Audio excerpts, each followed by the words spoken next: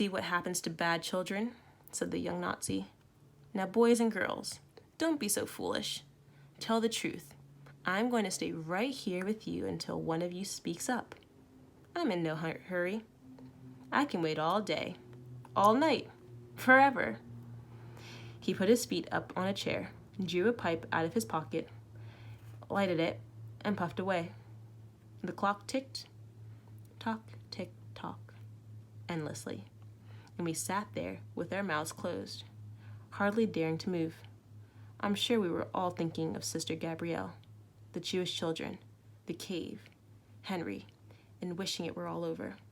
Pretty soon, it was dark. The soldiers did not turn on the electricity. He just sat there, and I think, at one time, he went to sleep. So quiet it was. Then the other soldier came back, without Henri, and the young one asked, "Did he talk?" "No," said the other one. "You're no good," snapped the young one. "I should have taken charge of him. Didn't you give him plenty?" "Plenty," said the other one. All this was said in German, and only George could understand because his parents are Austrian, and he told us later what the Nazis had said. It was very hard on George that he did understand at the time, and he cannot be blamed for starting to cry. We didn't know why he did it, but we all felt so miserable that others joined him. Presently, you could hear sobs all over the room. The Nazis got up and yelled, "To bed, to bed! Schnell, schnell! No supper! You did not talk. To bed, schnell!" So up we went and slipped into our beds, and I guess most of us cried ourselves to sleep. I did too. So I was very startled when I felt the pressure of a hand on my shoulder. I opened my eyes, and in the dark, I faintly saw a familiar figure leaning over me. It was Henri. He quickly put his hand over my mouth and whispered, "Listen." I got out. He put me in the coal shed. He's not quite so mean as the younger one. He's the old guard, the kind that fought in the First World War. "What did he do to you?"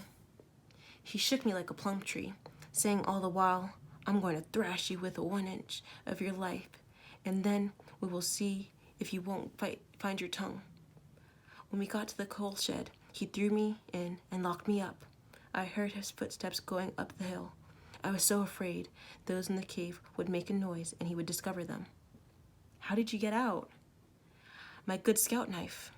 I cut a small piece out of a plank in the door, very neatly. Then I slipped my hand through and found the key was right in the lock." "Wonderful.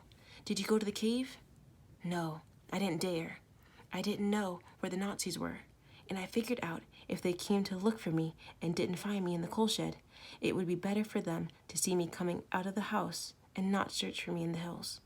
But listen, Janet, one of us has to go to the cave now and tell the others what is happening, or else they might wander and come out and be caught. Besides, they might be cold and hungry."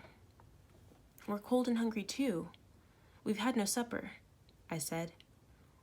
"Well, I didn't either," said Henri, "but we have to get some bread over to them. There's no telling how long this will last." "Where are the Nazis now?" I asked. "Asleep on the sofa in the front room. So you see, this is our chance." He paused and then, "Janet, would you mind going?" I felt cold all over, but I asked quietly, "With you?" "No," he said, "because, as I told you, if I'm not in the coal shed, that might make matters worse. You go with Philip." "Why Philip?" "Because he's big and can carry 4 blankets easily. He could go alone if he knew where the cave is, but he doesn't. So that's why you have to go along. And you can carry 2 loaves of bread too."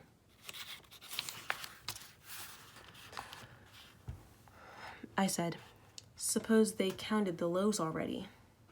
"Perhaps they did," said Henri. "Let's hope not. Anyway, they might think we ate them while we were asleep. Are you ready?" Swallowing hard, I said, "Yes." "Good. said Henri. "You get dressed, go down the back way, and get out the side door, the way I'm going now. You creep along the wall of the house, very quietly. Better carry your shoes because of the noise of the wood and soles on the gravel, until you come to the boys' dormitory. Then stand under that window. Philip will throw you the blankets, and he will jump down, because for him it is not too high, and he can get a foothold on the wisteria. What about the bread?"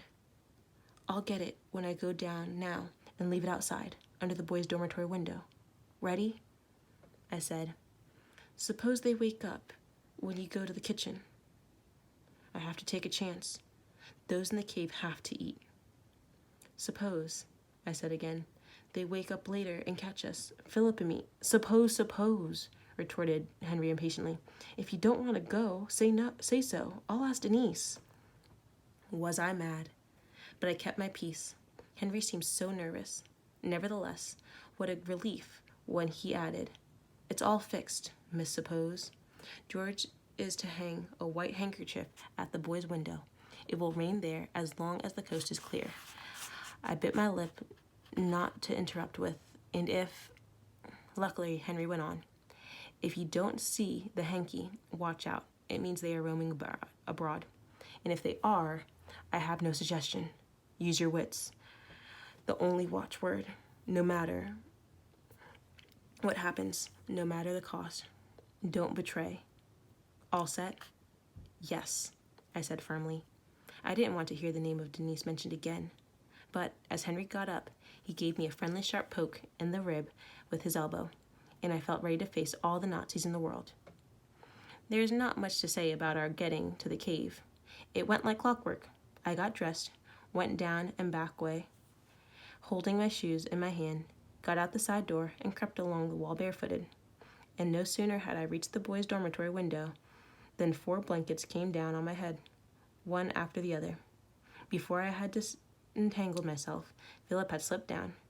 He was barefooted and had not bothered to take his shoes. We picked up everything, including the 2 loaves of bread, which were right where Henri said he would plate them, and, waving goodbye to George, who was tying the hanky at the window and was to remain on watch all the while, we skipped across the yard. Then I put my shoes back on, and in no time, we were at the cave. Philip reached flat on the ground. He put his head in the crack and called softly, "Arthur!" At once he heard Arthur's voice. "Yes, Philip?" Very softly, too. We handed the blankets down and the bread, and then we ourselves slipped down. At first we couldn't see anyone, but as our eyes got accustomed to the dark, we saw the whole group huddled together at the far end of the cave, where it was warmest. Were they happy to have the blankets? Arthur said quietly, as if we were not nervous at all, "The boys have been taking turns out watching. It's my turn now. That's why I was so near the entrance when you came. I heard you coming. I knew right away that it was you and not the soldiers. And I knew, too, by the footsteps that there was a girl, he added quite sternly. Why didn't Henri come? Why did he let a girl get into this jam? So we had to tell him everything that had happened, how Henri had to stay in the coal shed, and I had to show Philip the way. Then Arthur told us they had heard the footsteps of the Nazi soldiers coming up the hill, and he had sat right on the boulder above the cave for a long time, and they could smell the smoke of his pipe. While Arthur talked, he broke one of the loaves of bread in 2. He went on, "We don't know how long before we see you again. We have to save as much as possible." Then he broke separate small pieces and handed them around. And he gave Philip and me a piece too, and we would not take either. And as we knew how determined and obstinate he could be, we had to eat. And did it taste good? Philip told everyone. "We might be right over as soon as they are gone," Arthur repeated, "No matter what happens, we won't budge from here until one of you comes to fetch us." Then we had to leave. The whole group stood around us in the dark. All of us were so terribly afraid of being caught. But we did not speak about it. We just hugged and kissed one another over and over again. Cautiously, Philip and I crept out. We kept stealthily down from bush to bush and behind rocks. Finally, there was the house, in the middle of the yard, and thank God the hanky was still floating at the window. I took off my shoes. Philip said, "I'll go across first, alone. You stay behind here. If everything is all right and you see me going up the wisteria, shoot across too, and crawl along the wall as you did before, and get back through the side door." "All right," I whispered, my eyes on George's hanky up there. Philip made a dash across. I saw him starting to climb.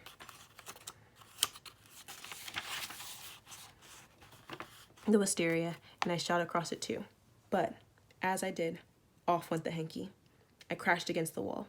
I heard the side door open and shut, and 4 heavy boots on the ground, flat against the wall. Panic-stricken in the dark, I knew I was caught if I did not think fast. As the beam of a flashlight pierced the night, I quickly put my shoes back on and slowly, boldly walked right out in the yard in the direction of the John, just as if I had come out the front door. The voice of the young soldier cracked the air. "Stop, or I shoot!" At the same time the flashlight revolved and rested on me, I stopped. He came across quickly, followed by the other soldier. "Only that stupid little girl of this afternoon," he said in a disgusted voice, and all in French, for my benefit, I suppose. "What are you doing out of here at this time of the night? Spying, eh? I'll teach you."